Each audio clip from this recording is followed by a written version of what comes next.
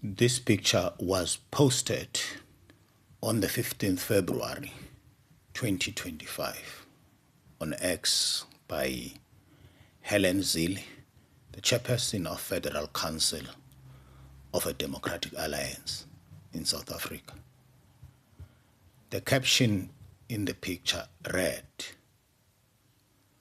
or the caption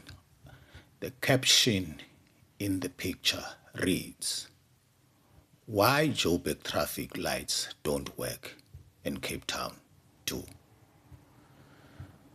This is what happens when you spend public money on the right things and put people into positions who know what they are doing and take their mandate from voters seriously.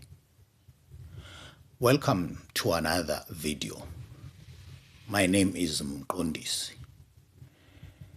The purpose of this video is not to compare traffic lights between the two cities, but to examine the reasons provided by Helen Zille.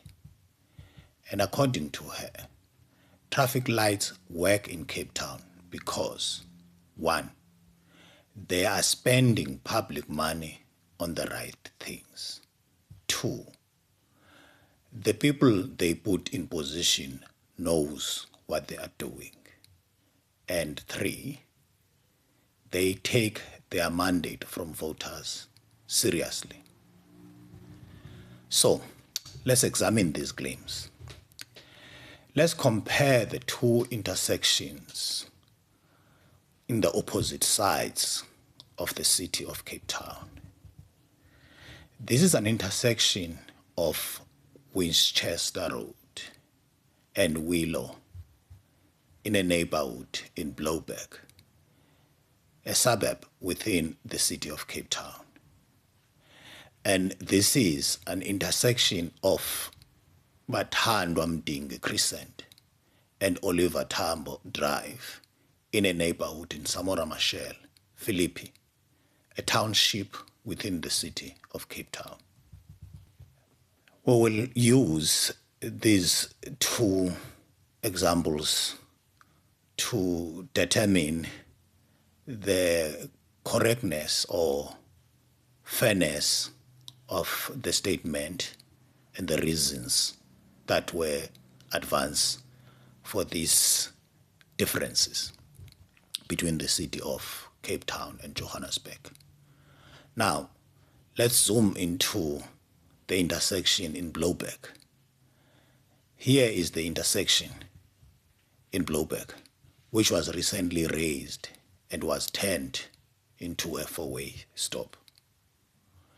This was not because there were any issues with the intersection or the surface of the tar as it was before it was raised. And the city has approved plan to raise this intersection, which is about 100 meters down the road from the first intersection. There are also plans to make sidewalks around the area. As a resident in this area, I can attest that public money is indeed spent on the right things. Now, moving on to Samora Machel. This is an intersection in Samora Machel. It is the feeder road on the right towards the freeway, which takes you out of the township. The standing water is covering a fairly big pothole, which presents significant hazards to vehicles coming in. Look at the garbage next to the white bakkie. Just about 10 to 15 meters behind the bakkie is the entrance to the police station. And this is the entrance to the police station. Look at the pothole. This is the corner of the yard of the police station. On the left, the road goes to Sophumelela Senior Secondary School. Look at the garbage. It has been there for months, and the city is not picking up the garbage. Opposite the police station, there is an open manhole. Few meters down the road, a sewage is spewing out of the manhole into the road. If you take a right turn at the intersection, you will see many similar or even worse examples of potholes, standing dirty water in the road, and a garbage next to the road. These conditions have persisted for many years, and the city is doing nothing to improve these people's lives. No wonder there is such a high rate of violent crime in these areas. The environment is one of the drivers of crime and criminality, as people feel like nobody cares about them and they start not caring about each other. Clearly, Black Township do not fit within what DA considers to be the right thing to spend public money. The strategy of the DA is to maintain the privilege enjoyed by the white people before 1994 and subject the black people to inhumane conditions. And that is what Helen Zille considers as spending money into right things. And the right things are certainly not black people.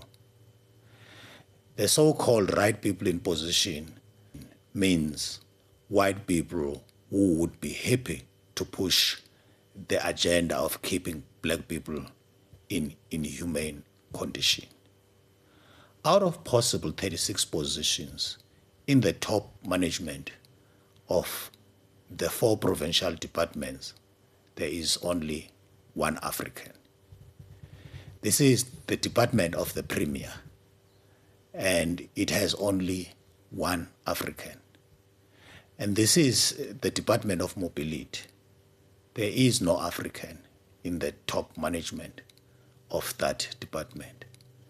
The same goes with the Department of Infrastructure, and the same applies to the Department of Education. Are we to believe that there is only one African who can operate in these 4 departments?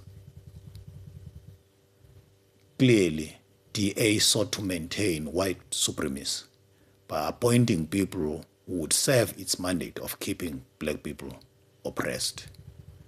That is in contrast to the ANC that appoint people for the purpose of liberating all South Africans. DA seek equality, while ANC sought equity.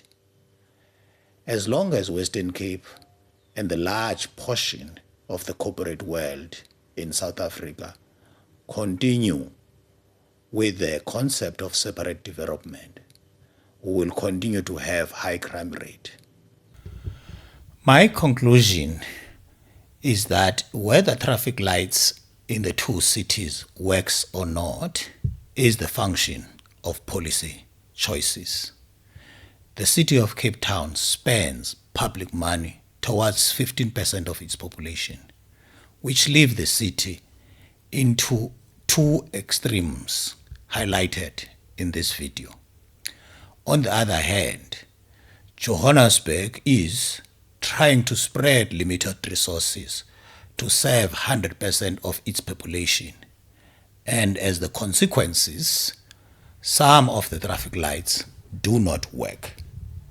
What is certain though is that townships in Western Cape are breeding grounds for diseases, hopelessness, poverty, and criminality. All successful countries succeed because they get poor people less poor so that they can actively participate into the economy of the country. We have a long way to go, and serious change in mindset is necessary for the country to move forward. That's the end of the video. Subscribe and share. Cheerio.